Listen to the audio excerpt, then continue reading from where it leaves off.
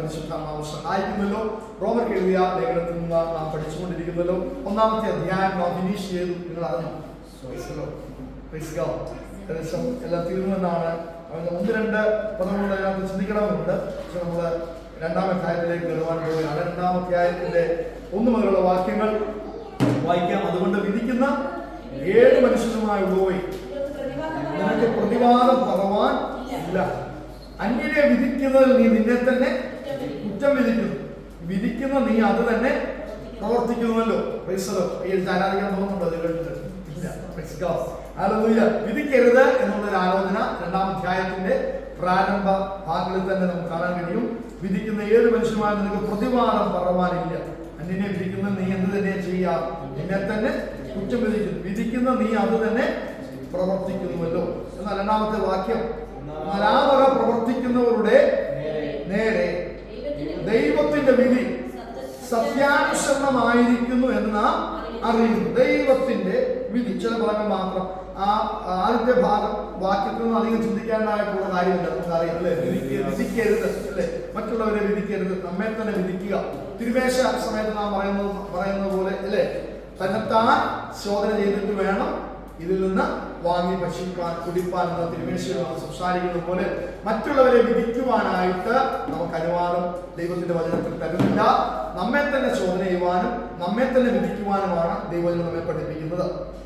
2-ാമത്തെ ഭാഗത്തിലേക്ക് വരുമ്പോൾ അവിടെ ദൈവത്തിന്റെ വിധി സത്യാനുസരണമായിരിക്കുന്നു എന്ന് നാം അറിയുന്നു. അപ്പോൾ ദൈവം വിധിക്കുമ്പോൾ ദൈവം സത്യത്തിന് അനുസരണമായിട്ടാണ് വിധിക്കുന്നത് എന്നാണ് 2-ാമത്തെ വാക്യത്തിൽ നമുക്ക് കാണാൻ സാധിക്കുന്നത്. മനുഷ്യൻ വിധിക്കുന്നത് പോലെ അല്ല ദൈവം വിധിക്കുന്നത്. ദൈവം സത്യസന്ധമായിട്ടായിരിക്കും വിധിക്കുന്നത്. ദൈവത്തിന് മുഖപക്ഷമില്ല, ഗതിഭേദത്താലുള്ള ആച്ഛാദനമില്ല, മുഖപക്ഷമില്ല. ദൈവത്തിന്റെ നീതികളെല്ലാം സത്യമനുസരിച്ചിട്ടുള്ളതായിരിക്കും, നീതിയോടെയുള്ളതായിരിക്കും. ആരുടെയും പക്ഷം ചേർന്നായിരിക്കത്തില്ല ദൈവം വിധിക്കുന്നത്. സത്യത്തിന് അനുസരണമായിട്ടായിരിക്കും ദൈവത്തിന്റെ വിധി. സത്യം എന്താണോ അതനുസരിച്ചായിരിക്കും ദൈവം വിധിക്കുന്നത്.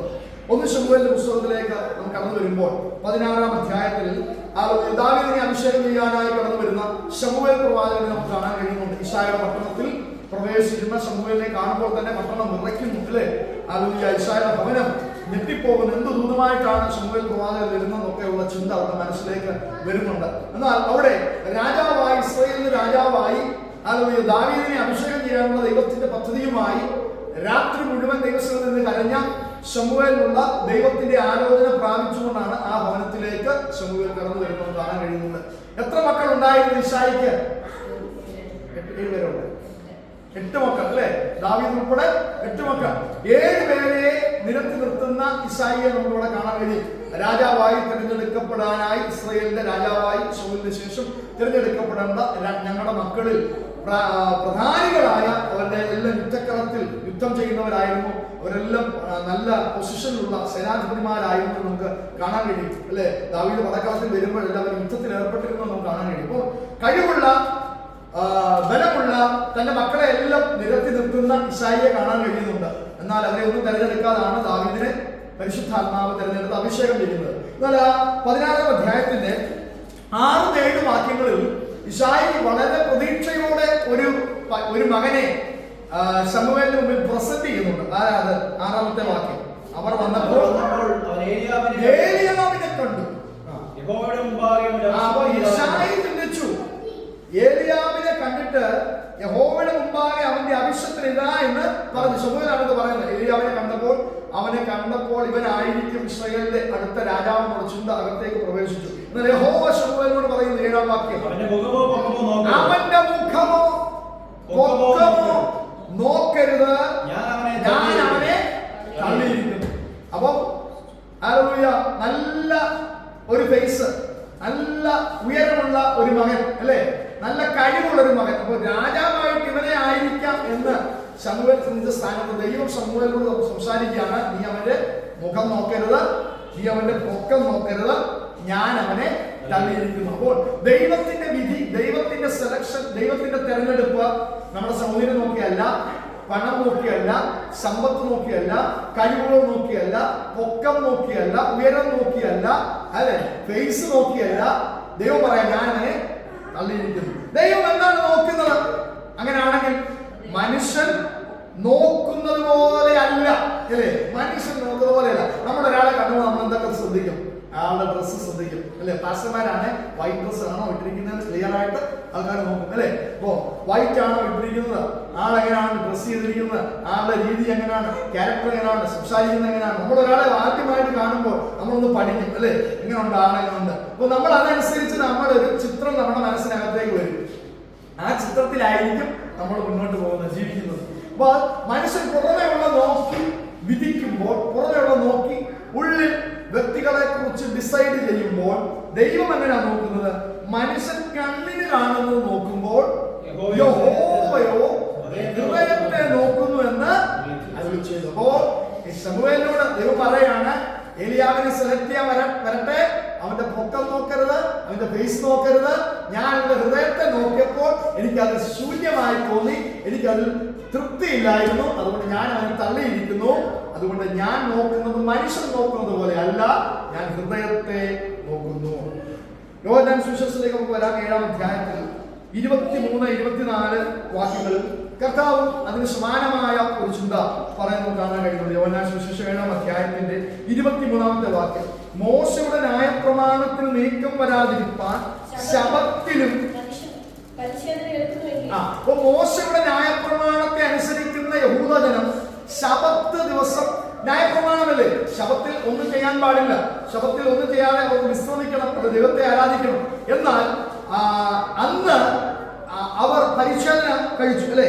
അവർ പരിച്ഛേദന കൊടുത്തു. കാരണം ശബത്ത് ദൈവത്തിന്റെ ആയതുകൊണ്ടും ന്യായപ്രമാണത്തിന്റെ വ്യവസ്ഥ ആയതുകൊണ്ടും ശബത്തിലും അവർ പരിച്ഛേദന ഏൽക്കുന്നു എങ്കിൽ ഞാൻ ശബത്തിൽ ഒരു മനുഷ്യനെ മുഴുവനും സൗഖ്യമാക്കിയതിനാൽ എന്നോട് ഇഷ്ടപ്പെടും. ശബത്തിൽ അല്ലെങ്കിൽ ഒന്നും ചെയ്യരുതെന്ന് യഹൂദൻ ആഗ്രഹിക്കുന്ന ദിനം, അല്ലെങ്കിൽ ദൈവത്തെ മാത്രം ആരാധിക്കുക, മറ്റ് പ്രവർത്തികളിൽ ഒന്നും ഏർപ്പെടരുത് എന്ന്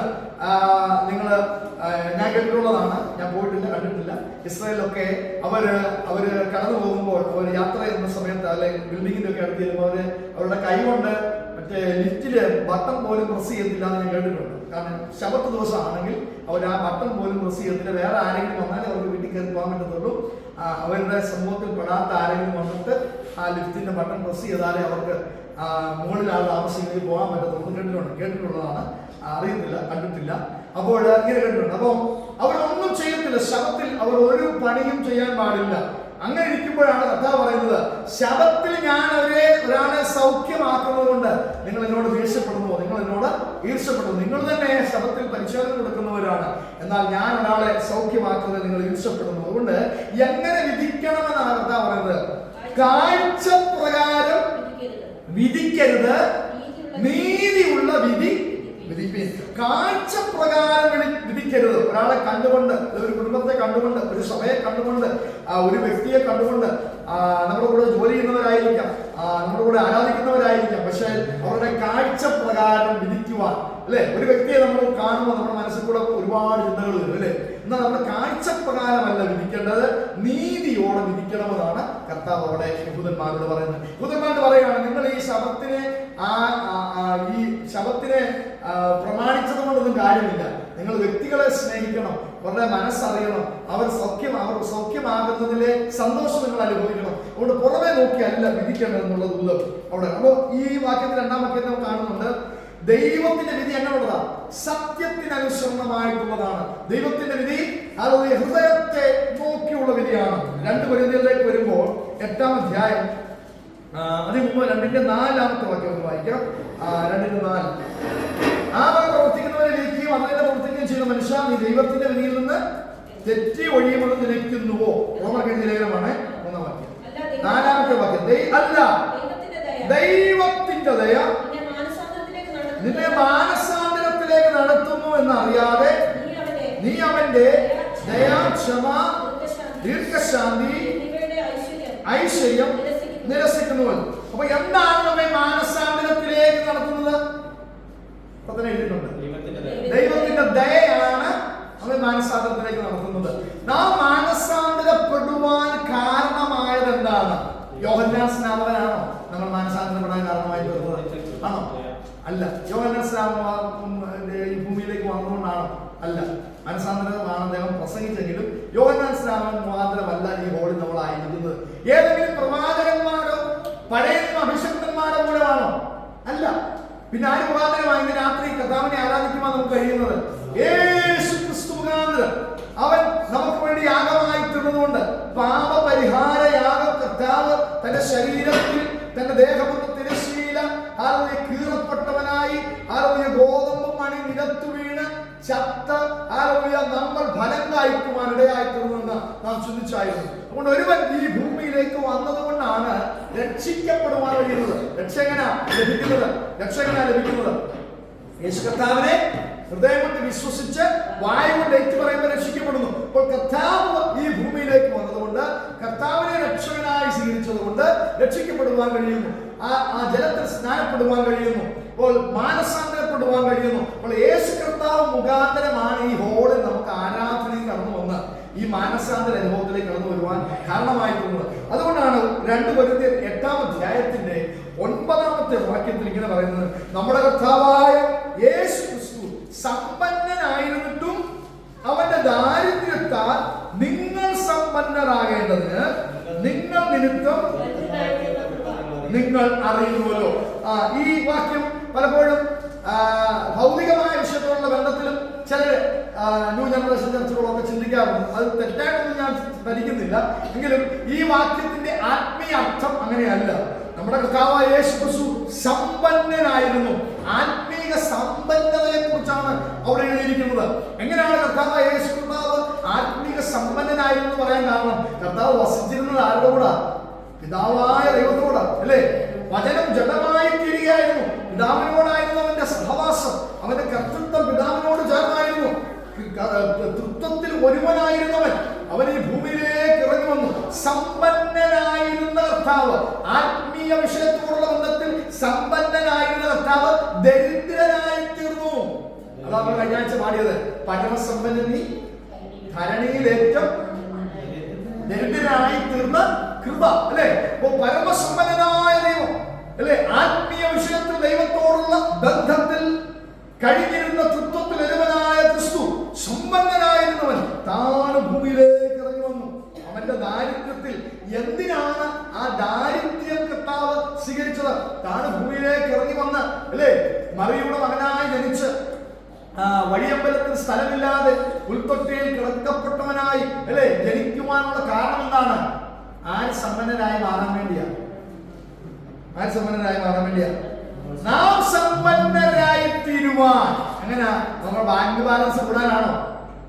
അല്ല. പിന്നെയോ ആത്മീയ വിഷയത്തിൽ നാം ദൈവത്തോടൊപ്പമായി തീരുന്നു. കർത്താവ് ഏത് പൊസിഷനിലായിരുന്നു? ദൈവത്തോടുള്ള ബന്ധത്തിൽ, ദൈവത്തോടുള്ള സഹവാസത്തിൽ യേശു കർത്താവ് ഏത് പൊസിഷനിലായിരുന്നു ആ പൊസിഷനിലേക്ക് നമ്മളെ കൊണ്ടുവരുവാൻ കർത്താവ് ആഗ്രഹിക്കുന്നു. ദൈവത്തോടുള്ള കൂട്ടായ്മ.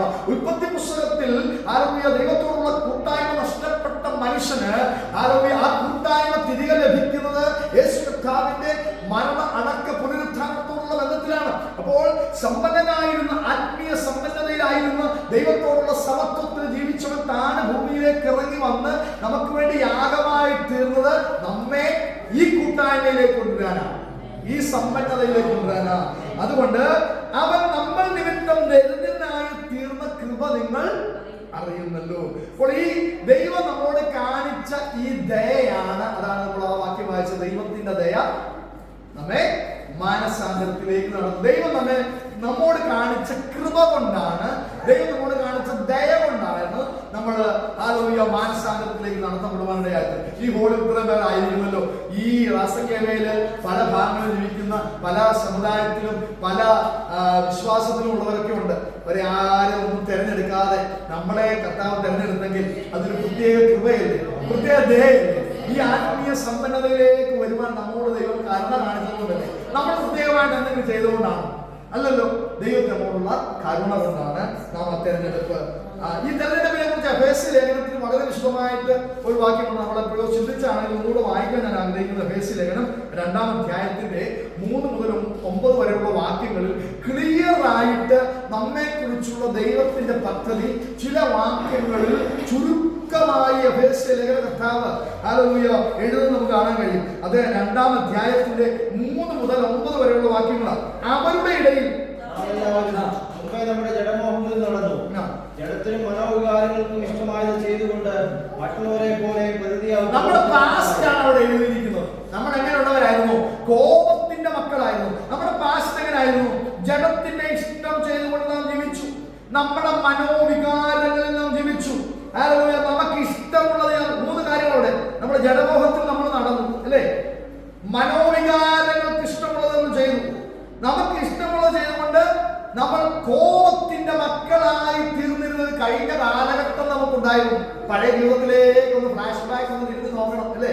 നമ്മുടെ ജീവിതം എങ്ങനെയായിരുന്നു? നമ്മുടെ സംസാരം എങ്ങനെയായിരുന്നു? നമ്മുടെ രീതികൾ എങ്ങനെയായിരുന്നു? നമ്മുടെ ചിന്തകൾ എങ്ങനെയായിരുന്നു? നമ്മൾ ചെയ്ത പാപങ്ങൾ എന്തൊക്കെയാണ്? നമ്മൾ ചെയ്ത അകൃത്യങ്ങൾ എന്തൊക്കെയാണ്, അല്ലേ? ലോകത്തിന് ഇഷ്ടപ്രകാരം ജീവിച്ച് ജഡത്തിന് ഇഷ്ടമുള്ളത്, മനോവികാരങ്ങൾക്ക് ഇഷ്ടമുള്ളത്, നമുക്ക് സ്വന്തമായി തോന്നുന്നൊക്കെ ചെയ്ത് ജീവിച്ചിരുന്ന ദൈവത്തിന്റെ കോപം ഏറ്റുവാങ്ങേണ്ട ഒരു ജീവിതം നമുക്കുണ്ടായിരുന്നു. അത് ആ വാക്യത്തിൽ നമ്മുടെ പാസ്റ്റ് എഴുതിയിരിക്കുന്നത്.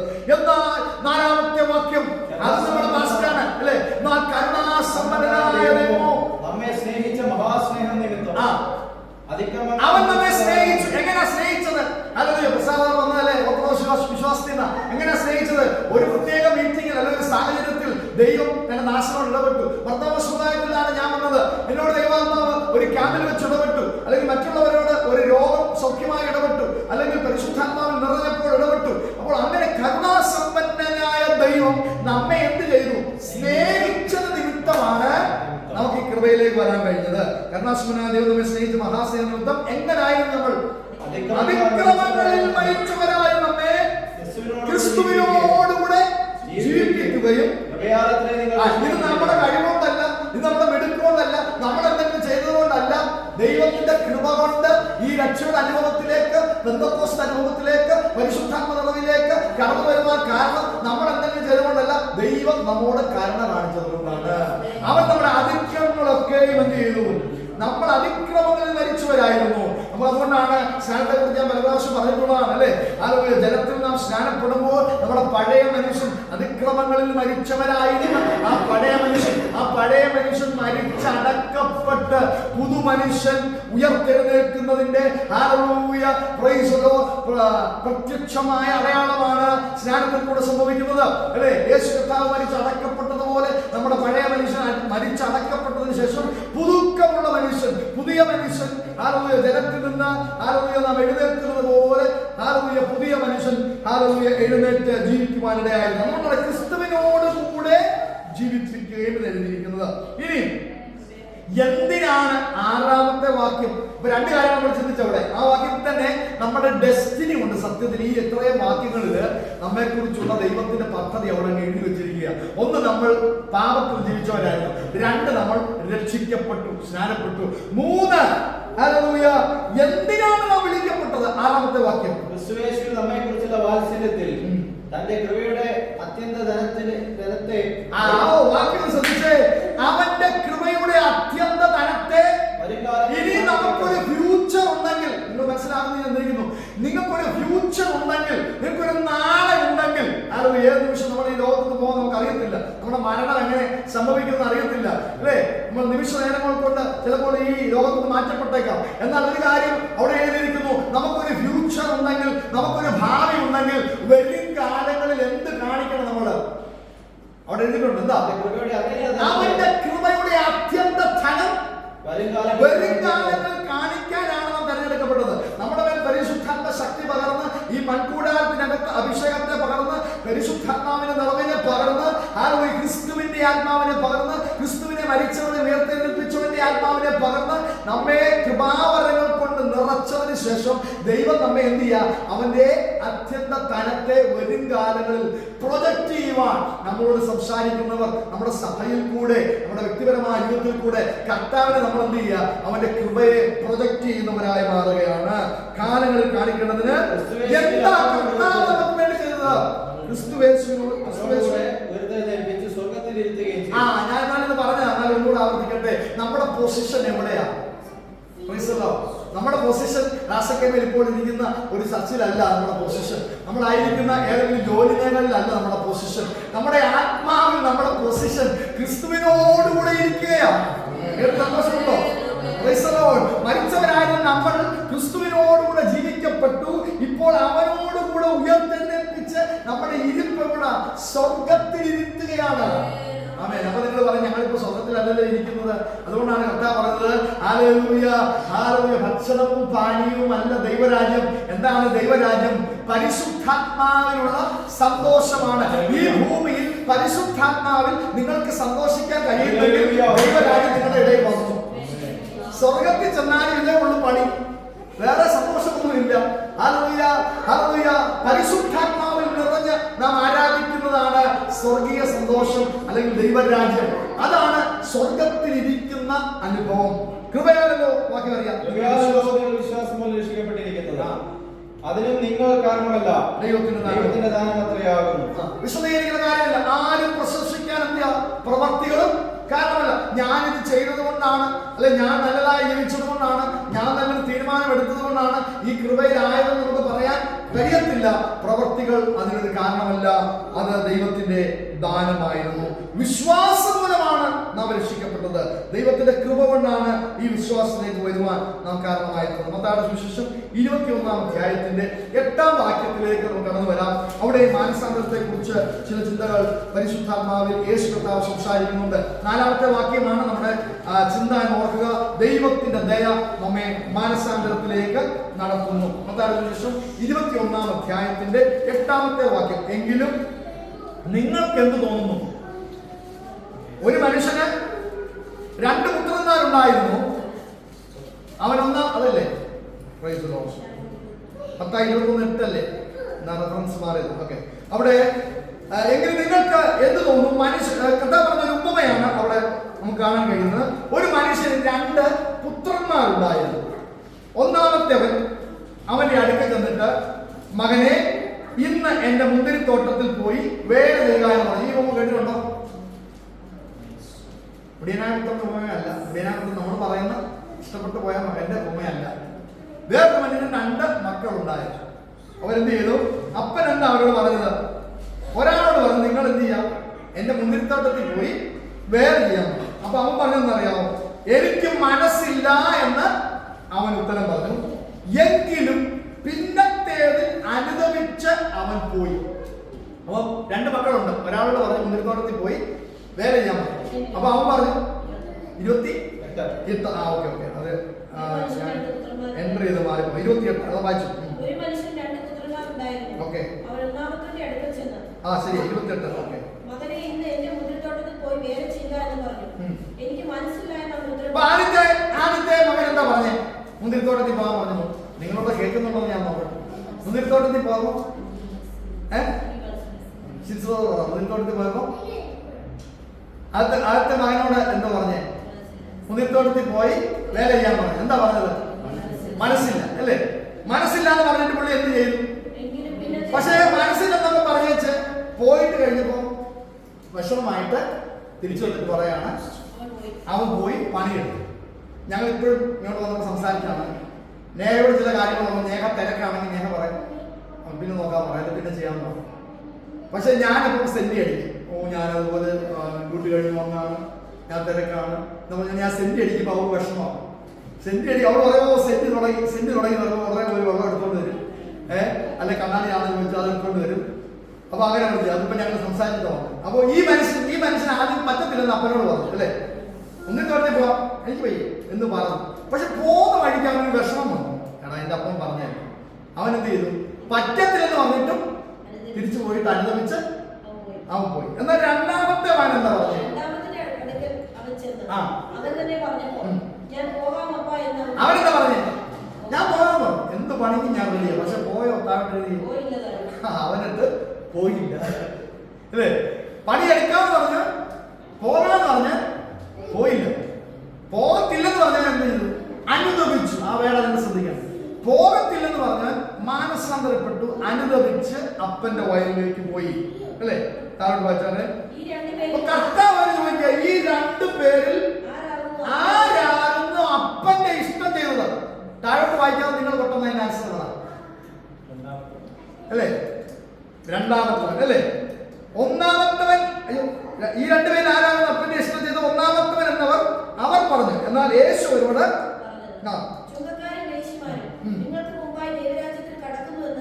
അവ അനുദമിക്കുന്നവനാണ് ദൈവരാജ്യത്തിൽ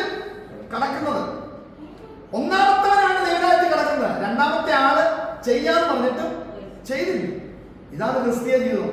നമ്മൾ ആരാധനയ്ക്ക് വരും, പ്രാർത്ഥിക്കും, അഭിഷേകത്താൽ നിറയും, ചെയ്യാമെന്ന് പറയും. പക്ഷെ കേട്ട വചനം നമുക്ക് ഉപകാരമായി വരാതെ നമ്മളത് മറന്നുപോയി ജീവിതത്തിൽ അത് പ്രാവർത്തികമാക്കുന്നില്ല. അങ്ങനെ വരുമ്പോൾ എന്ത് ചെയ്യും? പ്രാവർത്തികമാക്കുന്ന ചിലരുണ്ട്.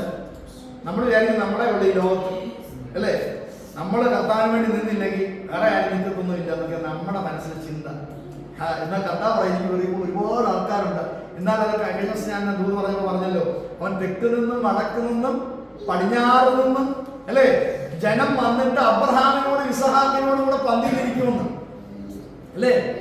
നമുക്ക് ഉണർവ് വേണ്ടായെങ്കിൽ, നമുക്ക് അഭിഷേകം വേണ്ടായെങ്കിൽ, നമുക്ക് പരിശുദ്ധാത്മകത വേണ്ടായെങ്കിൽ, നമുക്ക് ദൈവത്തോടുള്ള ബന്ധം വേണ്ടായെങ്കിൽ നമ്മൾ വിചാരിക്കും നമ്മൾ ഇല്ലെങ്കിൽ ദൈവത്തിന് ആരെങ്കിലും ചിന്തിക്കും. എന്നാൽ തെറ്റാ. ദൈവം നമ്മൾ അറിയാത്ത വ്യക്തികളെ തെരഞ്ഞെടുക്കും. അതുകൊണ്ടാണ് യഹൂദന്മാരോട് കർത്താവ് പറഞ്ഞത്, നിങ്ങൾ ആർത്തില്ലെങ്കിൽ ഈ കല്ലുകളാർക്കും. അതിന്റെ അർത്ഥം എന്താ? അവിടെ കല്ലിലൊക്കെ മൗത്ത് കൊടുത്തിട്ട് ആർക്കുമെന്നാണ് അതിന്റെ അർത്ഥം. അവിടെ ഇരിക്കുന്ന കല്ലുകൾക്കൊക്കെ വായ വന്നിട്ട് ഒരാർക്കുമെന്നാണ്. അല്ല, അങ്ങനെ വേണമെങ്കിൽ ചെയ്യാൻ ദൈവത്തിന് കഴിയും. അല്ല, അപ്പമാക്കാനാണ് കർത്താവിനോട് പിശാച് പറഞ്ഞത്. അപ്പൊ അതും പറ്റും കർത്താവിന്. അത് പറ്റുമെന്നുള്ളത് കൊണ്ടാണ് പിശാച് പറഞ്ഞത് ഈ കല്ല് അപ്പമാക്കാൻ. അതും പറ്റും ദൈവത്തിന്. പക്ഷെ അതിന്റെ അർത്ഥം അതല്ല. യഹൂദന്മാരെ നിങ്ങൾ ആരാധിച്ചില്ലെങ്കിൽ, നിങ്ങൾ ആർത്തില്ലെങ്കിൽ ജാതികളിൽ നിന്ന് ഒരു കൂട്ടം എഴുന്നേറ്റ് വരും. അവരാരാധിക്കും. നമ്മൾ അതിനകത്ത് പെട്ടവരാ. നമ്മൾ യഹൂദന്മാരല്ല, നമ്മൾ ജാതികളാ. നമ്മൾ ഇസ്രായേലിന്റെ കൂട്ടത്തിലുള്ളവരല്ല, നമ്മൾ ജാതികളാ. സുറേമാനിക്കാരി സ്ത്രീയുടെ ആൾക്കാരാണ് നമ്മൾ.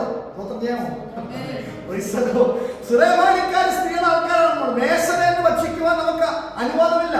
യഹൂദന്മാർക്ക് വേണ്ടിയാണ്, യഹൂദന്മാരുടെ രാജാവായി ഇറങ്ങി വന്നവനാണ് കർത്താവ് അല്ലേ. എന്നാൽ ജാതികൾ കൂടെ ഈ രക്ഷ നൽകുവാൻ ദൈവത്തിന് പ്രസാദം തോന്നി. കൊർന്നല്യോസിന്റെ ഭവനത്തിൽ നമുക്ക് കാണാൻ കഴിയുന്നുണ്ട്. പത്രോസ് പോലും ചിന്തിച്ചു, ദൈവം വന്നത് യഹൂദന്മാർക്ക് വേണ്ടിയാ, ക്രിസ്തു വന്നത് യഹൂദന്മാർക്ക് വേണ്ടിയാ. എന്നാൽ പത്രോസിന്റെ ധാരണകളെ പൊളിച്ചുകൊണ്ട് ഒരു ദുപ്പട്ടി ഇറങ്ങി വരികയാണ്. ആ ദുപ്പട്ടിക്കകത്ത് നാൽക്കാലികളും ഇഴജന്തുക്കളൊക്കെ. എന്നിട്ട് പത്രോസിനോട് പറയാ, നീ അറത്തു നിന്നുക. പത്രോസ്, നീ എന്താ ചിന്തിച്ചത്? നീ യഹൂദനായതുകൊണ്ട്, യഹൂദ വംശത്തിലായി ഒരുവൻ പിറന്ന് യഹൂദന്മാരുടെ രാജാവായി ഒരുവൻ ജീവിച്ചതുകൊണ്ട് യഹൂദന്മാർക്ക് വേണ്ടി മാത്രമാണോ കർത്താവ് വന്നതാണോ നിന്റെ ധാരണ? തെറ്റാണ് പത്രോസേ. നീ എവിടെ പോകണം? കൊർന്നല്യോസിന്റെ ഭവനത്തിൽ പോകണം. ഒരു കൂട്ടം ജാതികളോട് ദൈവത്തെ ആരാധിക്കുന്നു. കൊർന്നല്യോസ് തന്നെ ദൈവത്തിന്റെ ദൂതനെ കണ്ട് സംസാരിച്ചു കൊണ്ടിരിക്കുന്നു. ഈ കൊർന്നല്യോസ് നമ്മളെക്കാളൊക്കെ എത്ര കഴിവുള്ള മനുഷ്യനെന്ന് നോക്കിയേ. ഇന്നേ വരെ നമ്മൾ ആരെങ്കിലും ദൂതനോട് സംസാരിച്ചിട്ടുണ്ടോ? ദൂതനോട് സംസാരിച്ചിട്ടുള്ളവർ അക്ഷരികമായി ദൂതനോട് സംസാരിച്ചിട്ടുള്ളവരെന്ന് കൈ ഉയർത്തിക്കേ ഇല്ല അല്ലേ. കൊർന്നല്യോസ് ജാതീയനായ മനുഷ്യൻ അല്ലേ. കൊർന്നല്യോസ് 100 പേർക്ക് അധിപനായിരുന്ന ഒരു മനുഷ്യൻ. ആ മനുഷ്യൻ ദൈവത്തിന്റെ ദൂതനോട് സംസാരിച്ചുകൊണ്ടിരുന്നു. ഹല്ലേലൂയ. ദൂതനോട് സംസാരിച്ച കൊർന്നല്യോസിന്റെ രക്ഷ പൂർണ്ണമാകാതിരുന്നത് കൊണ്ട് പത്രോസിന് വെളിപ്പാട് കൊടുത്തിട്ട് ദൈവം പറയുകയാണ്, കൊർന്നല്യോസിന്റെ ഭവനത്തിൽ പോ. ഹല്ലേലൂയ. അവൻ ദൂതന്മാരോട് വരെ സംസാരിക്കുന്നു. പക്ഷേ രക്ഷിക്കപ്പെട്ടിട്ടില്ല, യേശുവിനെ സ്വീകരിച്ചിട്ടില്ല, പരിശുദ്ധാത്മാഭിഷേകം പ്രാപിച്ചിട്ടില്ല, സ്നാനപ്പെടുത്തിയിട്ടില്ല. ഈ രക്ഷ പൂർണ്ണമാകണമെങ്കിൽ അവൻ ഇതൊക്കെ അറിയണം. അതുകൊണ്ട് നിന്റെ ഈ താൽക്കാലിക ബിസിനസ് ഒക്കെ നിർത്തി നീ എവിടെ പോകണം? കൊർന്നല്യോസിന്റെ ഭവനത്തിൽ പോകണം. ഹല്ലേലൂയ. പൗലോസോടെ പോയി ദൈവം സംസാരിച്ചതല്ലേ. ഈ തുപ്പട്ടിയൊക്കെ ഇറങ്ങി വന്ന ദൂതത്ത് മാറി വരുന്നു. തുപ്പട്ടിയൊക്കെ ഇറങ്ങി വന്ന ദൈവം സംസാരിച്ചതല്ലേ. ഇടജന്തുക്കളെയൊക്കെ ദൈവം കാണിച്ചതല്ലേ. അങ്ങനെയാണെങ്കിൽ ഒരു കാര്യം ചെയ്യാം, ഒരു പ്രസംഗം അവൻ നടത്തിയേക്കാം. ദൈവത്തിന്റെ ആഗ്രഹമാണല്ലോ. അവൻ ചിന്തിച്ചതുപോലെ തന്നെ കൊർന്നല്യോസിൽ നിന്ന് 2 ദൂതന്മാരെ അയച്ചു. 3 പുരുഷന്മാർ അല്ലെ. 3 പുരുഷന്മാരാണ്, 2 ദൂതന്മാരാണ്. 2 ദൂതന്മാർ അങ്ങനെ തേടി വരുന്ന ഭാഗമൊക്കെ നമുക്ക് കാണാൻ കഴിയുന്നുണ്ട് അല്ലേ. അപ്പൊ കൊർന്നല്യോസിന്റെ വീട്ടിൽ നിന്ന് വന്ന ആൾക്കാരെ അവന് കറക്റ്റായിട്ട് മനസ്സിലായി. ദൈവം അവന് കാണിച്ചു കൊടുത്ത ദൂത് കറക്റ്റായിട്ട് മനസ്സിലായി. അപ്പോസ്തലർ 10-ാം അധ്യായമാണെന്ന് എനിക്ക് തോന്നുന്നത്. അപ്പോൾ മനസ്സിലായി. അപ്പൊ പത്രോസ് ചിന്തിച്ചു, ഒരു കാര്യം ചെയ്യാം, ഹല്ലേലൂയ, ഒരു മെസ്സേജ് ഒക്കെ പറഞ്ഞു പോവാം. ദൈവത്തിന്റെ സന്തോഷമല്ലേ, ദൈവത്തിന്റെ ഒരു ആഗ്രഹമല്ലേ. ജാതികളോട് മെസ്സേജ് പറയാനൊന്നും വിളിക്കപ്പെട്ടവനല്ല ഞാൻ, യഹൂദന്മാരോട് സംസാരിക്കാൻ വേണ്ടി വിളിക്കപ്പെട്ടവനാണ്. എന്നിട്ട് ദൈവം ഈ ദർശനമൊക്കെ കാണിച്ചത് കൊണ്ട് കൊർന്നല്യോസിന്റെ വീട്ടിൽ ചെന്നിട്ട് കർത്താവിനെ കുറിച്ച് ഒരു മെസ്സേജ് പറയാമെന്നൊക്കെ പറഞ്ഞിരുന്നപ്പോൾ, മെസ്സേജ് കഴിഞ്ഞപ്പോൾ ഹല്ലേലൂയ, കൊർന്നല്യോസിന്റെ ഭവനത്തിൽ നിന്ന് ജാതികളുടെ മേൽ പരിശുദ്ധാത്മാവ് വന്നു. ഹല്ലേലൂയ. ചിന്തിച്ചിട്ടുള്ളതാണ്. അവർ അന്യഭാഷകളിൽ സംസാരിച്ചു, അവർ പ്രവചിക്കാൻ തുടങ്ങി. അപ്പോൾ പത്രോസിന് മനസ്സിലായി, ദൈവത്തിന് മുഖപക്ഷമില്ല, യഹൂദനെന്നോ ജാതിയെന്നോ അവന് മുഖപക്ഷമില്ല. വിശ്വസിക്കുന്നവർക്ക് വേണ്ടി യാചിക്കുന്ന ഒരു ദൈവശക്തി. അതുകൊണ്ട്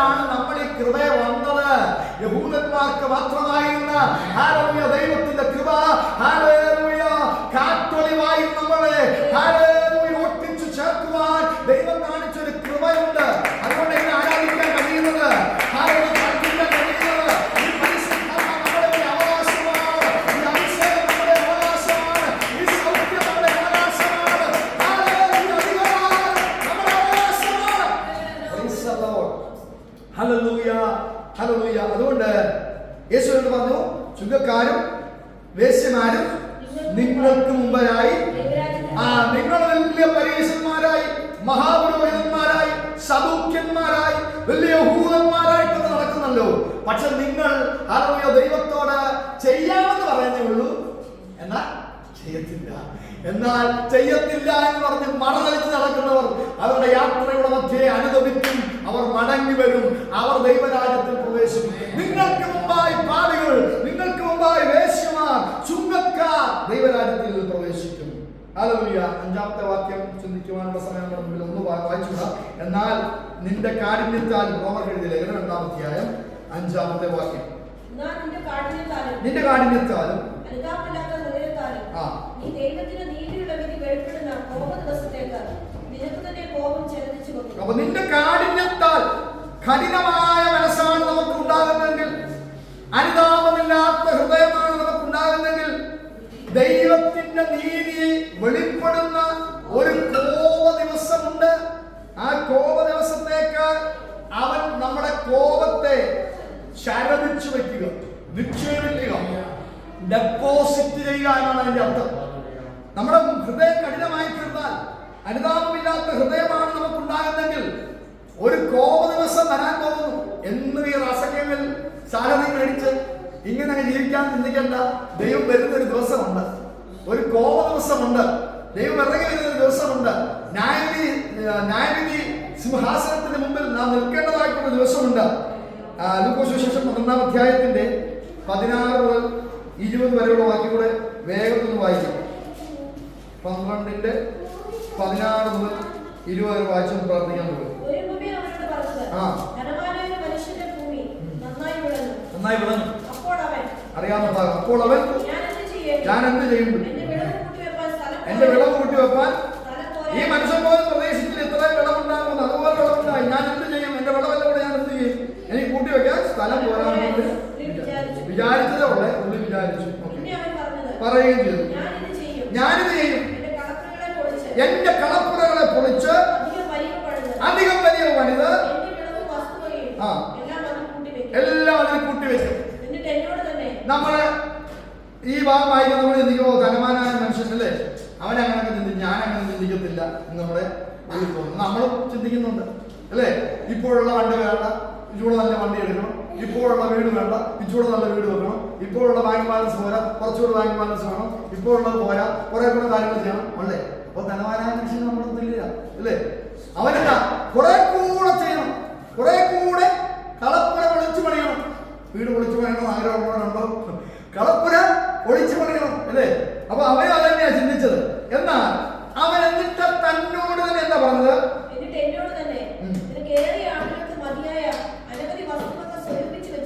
നമുക്ക് ആ ചിന്തയില്ലേ? ഞങ്ങളുടെ വർക്ക് ചെയ്യുന്നൊരു എഞ്ചിനീയർ ഉണ്ട്.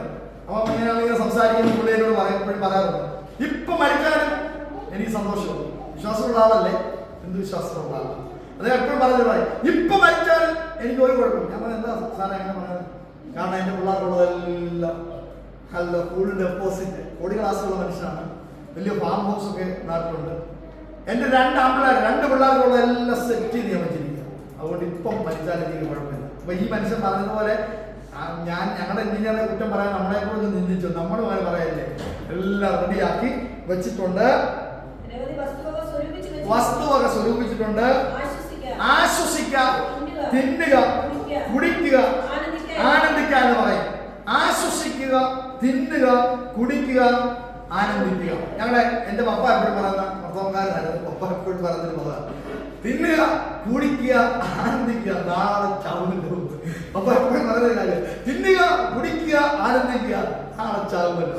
വിശ്വാസത്തിലേക്ക് വന്നില്ല, മരിക്കാനിടയായി തീർന്നു.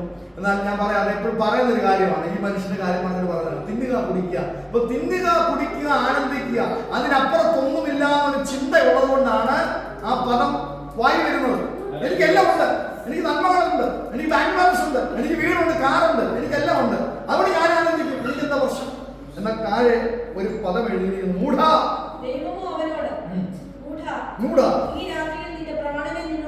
ഈ രാത്രിയിൽ നിന്റെ പ്രാണനെ നിന്നോട് ചോദിച്ചാൽ, നമ്മളോടുള്ള രാത്രിയിലെ ചോദ്യമാണ് ഈ ചോദ്യം കേട്ടോണ്ട് തന്നെ മടങ്ങണോ? മൂഢ, ഇന്ന് രാത്രി നിന്റെ പ്രാണനെ എടുത്താൽ നിന്റെ ബാങ്ക് ബാലൻസ് ഇവിടെ, നിങ്ങൾ കൊച്ചിന് വേണ്ടി നീ കരുതിയത് ഇവിടെ, നീ പൊളിച്ചു പണിത വീട് ഇവിടെ, ഒരു നില പോരല്ലോ, ഒന്നുകൂടെ പൊളിച്ച് ഒരു 2 നില ആകണമെന്ന് ആഗ്രഹമുണ്ടോ? അല്ലേ? നമുക്ക് വയലുകൾ മേടിച്ച് കൂട്ടണമെന്ന് ആഗ്രഹമുണ്ടോ? സ്വത്തുക്കൾ മേടിച്ച് കൂട്ടണമെന്ന് ആഗ്രഹമുണ്ടോ? ബാങ്ക് ബാലൻസ് കൂട്ടണമെന്ന് ആഗ്രഹമുണ്ടോ? ധനവാനായ മനുഷ്യനോട് പറയുക, മൂഢ, ഇന്ന് രാത്രി നീ മരിച്ചാൽ, അല്ലേ, നിന്റെ അവസ്ഥ എന്താ? ഈ ഒരുക്കി വെച്ചതൊക്കെ ആർക്കാകും? ഇന്ന് രാത്രി നമ്മുടെ കണ്ണുകൾ അടയ്ക്കാം. കേട്ട വചനത്തിന് മുമ്പ് സമർപ്പിച്ചാട്ടെ. മരണം കഴിഞ്ഞ ഒരു ജീവിതമില്ല എന്ന ചിന്ത ഉള്ളവർക്കാണ് തിന്നുക, കുടിക്കുക, ആനന്ദിക്കുക എന്നുള്ള ധാരണ മനസ്സിൽ വരുന്നത്. എന്റെ മരണത്തോടു കൂടി എല്ലാം അവസാനിക്കും, പിന്നെ എനിക്കൊന്നും നേരിടാനില്ല, അതുകൊണ്ട് എൻജോയ് ചെയ്യാവുന്ന അത്രയും എൻജോയ് ചെയ്യുക എന്ന ഒരു ചിന്ത അകത്ത് വരുന്നതുകൊണ്ടാണ് അങ്ങനെ സംസാരിക്കുവാൻ കഴിയുന്നത്. ധനവാനായ മനുഷ്യന്റെ കാര്യം നാം വായിച്ച് നമ്മൾ അവനെ കുറ്റം പറയുമ്പോൾ നമ്മുടെ ജീവിതത്തിലേക്ക് കൂടെ ഒന്ന് തിരിഞ്ഞു നോക്കാം. ഏതെങ്കിലും സമയത്ത് നമുക്ക് അങ്ങനെ തോന്നിയിട്ടുണ്ടോ? ഹല്ലേലൂയ, എനിക്ക് ഒന്നിന്റെയും ആവശ്യമില്ല, ഈവൻ എനിക്ക് പ്രാർത്ഥിക്കുന്നതിന്റെ പോലും ആവശ്യമില്ല, എനിക്കെല്ലാം ഉണ്ട്, അല്ല ഇതൊക്കെ എന്നെ നടത്തും എന്നൊരു ചിന്ത അകത്തുണ്ടെങ്കിൽ മരണം കഴിഞ്ഞുള്ള ഒരു ജീവിതത്തെ കുറിച്ചുകൂടെ ചിന്തിക്കുവാൻ പരിശുദ്ധാത്മാവിനോട് ഇടപെടുകയാണ്. ഈ ലോകം കൊണ്ട് അവസാനിക്കുന്നതല്ല ഈ ജീവിതം. നമുക്കൊരു നിത്യതയുണ്ട്. ഒന്നിനതൊരു നിത്യ മരണമായിരിക്കും, കെടാത്ത തീ, ചാകാത്ത പുഴു നിറഞ്ഞ ഒരു നരകമായിരിക്കും, ഒരു നിത്യ നരകം. അതല്ല ദൈവത്തോടു കൂടെയുള്ള ഒരു നിത്യവാസം. മരണം കഴിഞ്ഞാൽ ഇതൊന്ന് നമ്മുടെ ജീവിതത്തിൽ സംഭവിച്ചേ മതിയാകും. എന്നാൽ ഇന്ന് രാത്രി അതിനു മുമ്പായി ഈ ലോക ജീവിതത്തിൽ വെച്ച് കർത്താവിനെ രക്ഷകനായി സ്വീകരിക്കുന്നെങ്കിൽ, പരിശുദ്ധാത്മാവിൽ നിറഞ്ഞ് ദൈവത്തിന്റെ പ്രസാദമുള്ള ജീവിതം നയിക്കുന്നെങ്കിൽ, ഈ ലോകം അവസാനിക്കുന്ന ജീവിതമല്ല, അതിനപ്പുറമായി ദൈവത്തോടൊപ്പമുള്ള ഒരു വാസം, ഒരു കൂട്ടായ്മ. അവൻ സമ്പന്നനായി